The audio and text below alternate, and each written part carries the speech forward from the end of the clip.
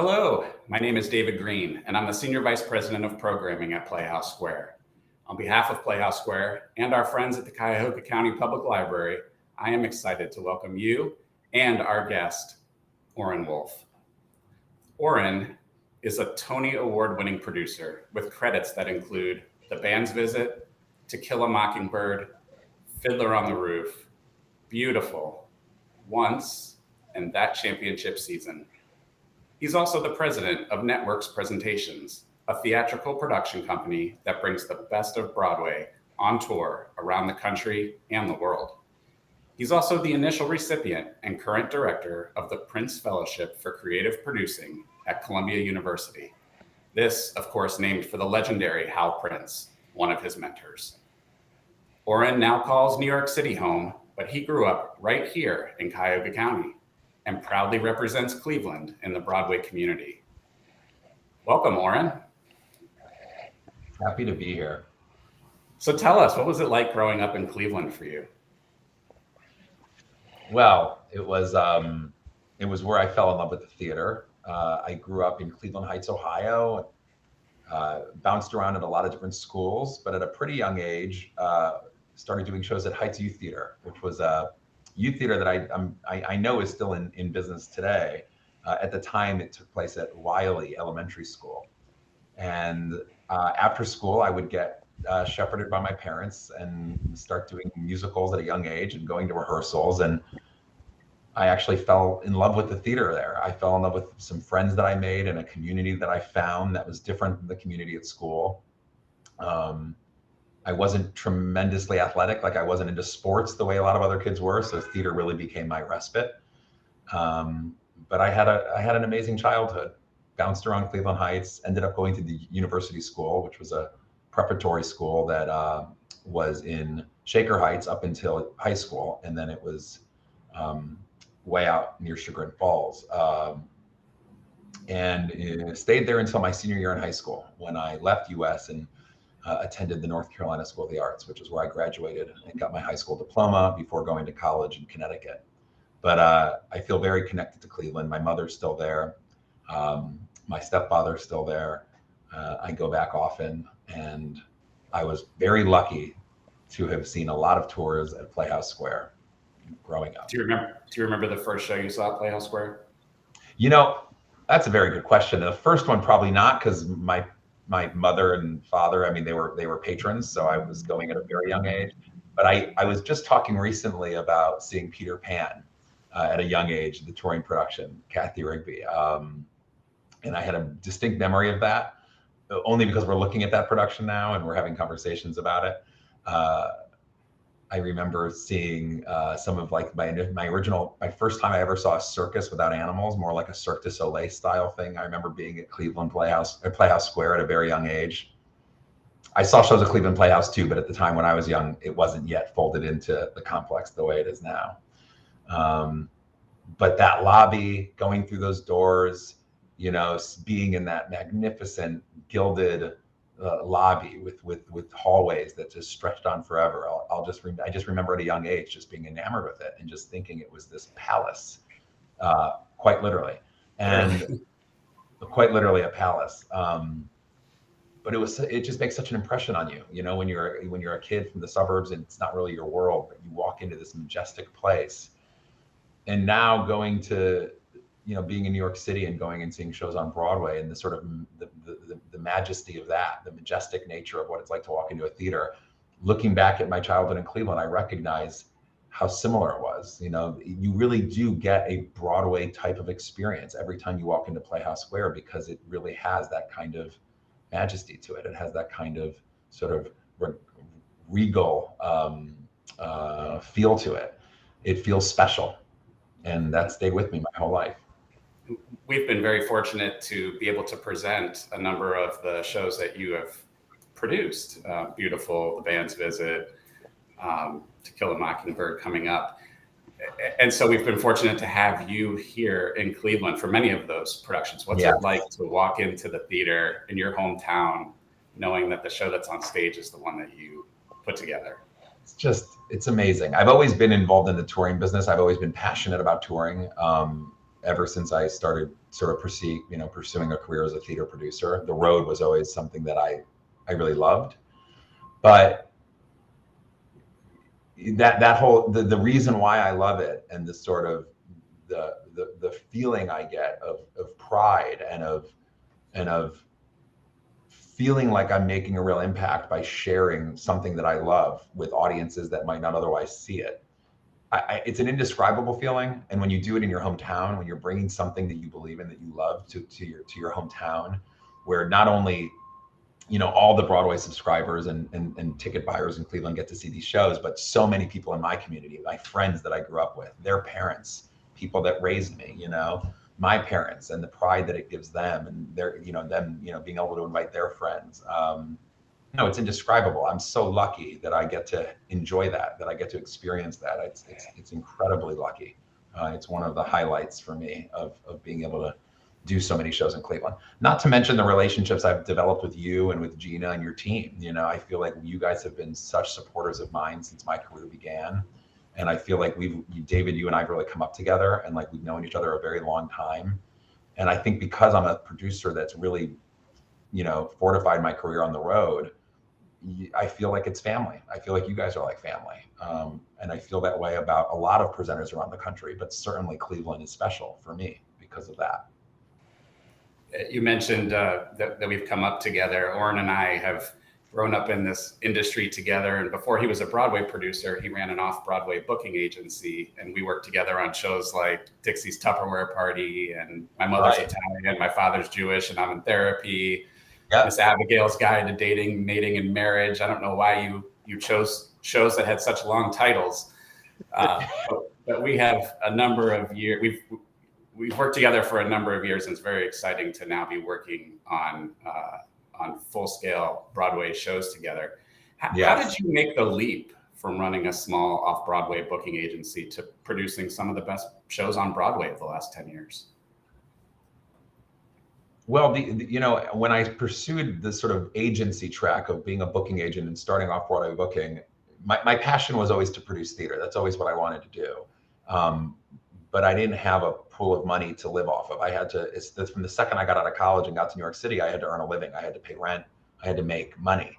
And it's very difficult to make a consistent living as a theater producer. That's why a lot of producers, either have trust funds or they come into this business having already had a first career making money doing something else. It's not uncommon, because truly it's hard to support yourself.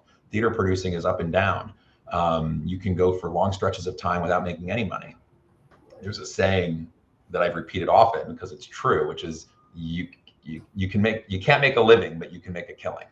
And that's true. And I'm now on the other side of that. I have more consistency. I've got more bandwidth to produce shows that can earn money. And my initial entree into the booking agency, though, to starting one, was because I needed to earn a living, and booking tours, because I was passionate about the road, was something I could get behind. So I was selling those shows, all the ones you just mentioned. And to answer your question, as a side note, why did those shows all have such long titles? I realized when you have a much smaller budget and you're doing a much smaller show and you're touring it, you don't have the money to advertise. So the title has to do a lot of work. That's why they're so long. Like, if I can't make someone laugh with a title, I may not have another way to sell them a ticket. So sometimes the title is the only thing you got. Back to my story, though. So as I was doing the booking agency thing, I was always keeping my tentacles in Broadway and developing new works and seeing what was going on. I was developing some of my own shows, but also starting to support and raise money for other people's shows. In fact, a lot of the titles you mentioned that I proudly have a credit on, I wasn't the lead producer, right? On a show like Beautiful, which was a terrific success, I certainly supported it financially. I wasn't in there on the day-to-day making all the decisions. I was a financial producer. So it's a much more passive way to take a stake in a show and to be involved and supportive without having it be your full-time job. And that's really how I ultimately was able to carve out a path for me to become a more full-time producer, by supporting other people's shows, by finding some success. And then ultimately, having developed my own shows, I was able to kind of go out and be sort of the lead producer on something like The Band's Visit and a bunch of other shows that were now in development. Along that path too, I ended up retiring from off-Broadway booking and merging that company with another company, and came down and joined the team of networks. They were interested in my skills as an agent and my understanding of producing. It was a good fit, and was working under Ken Gentry, who founded the company. And he really brought me in to kind of groom me to help take the company over. And so now I'm the president, and I've been there for over 10 years. And it's a great honor for me because I get to produce now, both on Broadway, but through networks, I get to produce tours, which is my passion. So I really... That's worked out well for you, obviously, but it's also worked out really well for the road and all of the audiences, because the shows that you and networks put on the road are top notch, and our audiences have really enjoyed them. That means everything to me. I really, really appreciate that compliment. So let's jump forward to Kill a Mockingbird. How did you get involved with this project? I wasn't the original producer of this project, as some of your audiences may know. It was a project that Scott Rudin was developing, a prolific Broadway and Hollywood producer. And he had been working with Aaron Sorkin and Bart Scher for many years on adapting the book and into a script, and then ultimately putting it up at the Shubert Theater. And during the pandemic, Scott decided to take a step back, and I was brought in through one of Scott's partners, Barry Diller, who remains one of the producers of the show. They asked if I would come in and help sort of take it on coming out of the pandemic, to sort of lead the charge with the show reopening on Broadway at the Shubert with Jeff Daniels. Before that happened, I had already been working with them on touring it. I work with lots of Broadway producers. Even if I'm not the Broadway producer myself, I work with a lot of Broadway producers on helping them take out their tours, because clearly at networks, we have a singular focus and we're very good at doing what we do, we think. So I was already working on the national tour of To Kill a Mockingbird before COVID shut everything down. So when they were looking to sort of resume performances on Broadway, it made a great deal of sense for me to take that on, because I was already working on the show. I already had a very long history with Bart Scher and the rest of the creative team. So it seemed like a good fit. And yeah, that's how I got into it. And so we started the show back up in New York. It was a terrific success. We brought Jeff Daniels back in and Celia Keenan-Bolger, who was playing Scout. All the while getting set up for our national tour, which is now in its final weeks of rehearsal. We're getting ready to go tech. Richard Thomas is just not only an extraordinary actor. I cannot wait to see him play the role of Atticus, but an extraordinary person and a real leader. We have an amazing cast. Really think. Tell us a little bit about the cast. Obviously Richard Thomas, the Emmy Award winner, and it's just a stellar cast. I saw when the announcement came out, I personally got excited about it. And we have a show running here now, and I've heard people in the lobby talking about the cast release. And in particular, Mary Badham, who played Scout in the original show. Yeah. No, that was beautiful. It was a beautiful casting idea, and Mary was delighted to kind of come in and join this touring company. And it's special, when you have someone like Mary who's been with the show for so long. It reminds me a little bit of when we did The Band's Visit in Cleveland, and we had Sasom Gabai, who played Tewfik in the film, coming and doing the national tour and playing Tewfik on the show. But obviously, Mary's performance as Scout is iconic in this country, because that film is just such a significant piece of sort of the American cultural fabric. So she's really an icon. She's also a lovely person, and I'm really enjoying this rehearsal process. I think this is an exciting experience for her, but it's truly an ensemble. I'm thrilled that your audiences are reading about our cast announcement and are seeing who this company of actors are, because these are just incredibly fine talents. These are truly the best of the best. And the fact that they've all, coming out of a pandemic, they all jumped onto this tour and wanted to be a part of this national tour, I think speaks a lot. It speaks a lot, to what this show is, I think, all these actors, they'd seen the show, they understand what it was that Aaron and Bart created. I think people want to work with Bart. I think people are thrilled to be in the proximity of Aaron Sorkin, who's a legend, and whose generosity to this process and whose commitment to this process has kind of been exciting, surprising, and overwhelming. He's just so generous. He and Bart both. We have great creative leadership, but our ensemble is it's a jaw-dropping level of talent, and it's a play that deserves it. It's a story that deserves it, and I'm just so thrilled to be even near it. Honestly, as a producer, that I get to support something that's this good and of this caliber, and that Cleveland audiences are going to get to come in and see this sort of world-class event.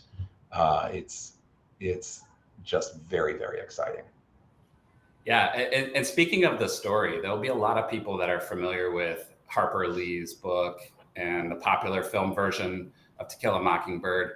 What has Aaron Sorkin done differently with this adaptation of the play? It's a great question. I want to be careful because I actually do want to surprise people. I want people to come in and see this. So I think it's a great question, and I'll leave some of it to the audience's best guesses and for them to come in. But I will say this, Aaron, it's a true adaptation, right? This is not one of these cases where a writer just put the book on stage. I've done adaptation myself. I believe in it. I believe in the art form, and I believe adaptation is its own art form. But I also believe that what makes an adaptation great is when an artist can bring something to it that perhaps the audience didn't see before. They can shine a new light on it. You don't need to improve on the novel of To Kill a Mockingbird. You don't need to improve on the film of To Kill a Mockingbird. These are great works of art that stand on their own, as is Aaron Sorkin's play. It's a great work of art that stands on its own. It is not trying to be a mirror copy or a carbon copy of what the film was or what the book is.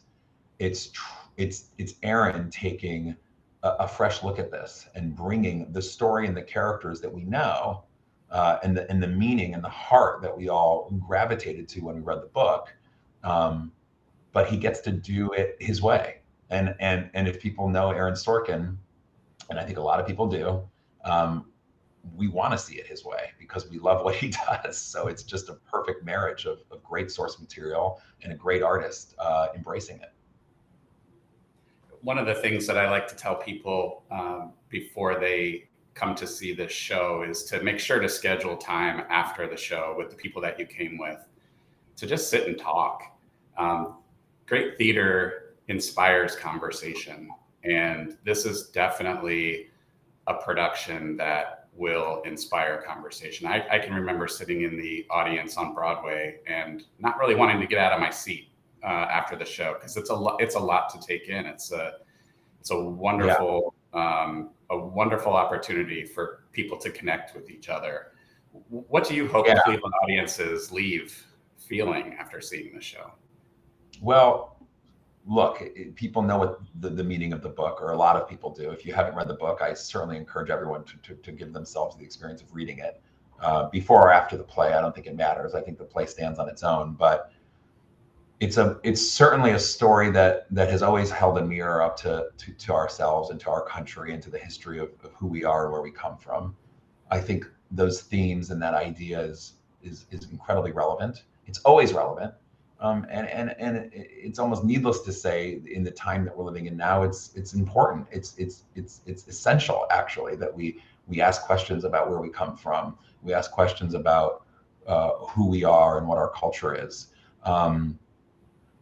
And I think one of the things that makes that book so compelling, and certainly something that Aaron Sorkin completely gravitated towards, is this notion that we're all flawed. There's no such thing as a hero.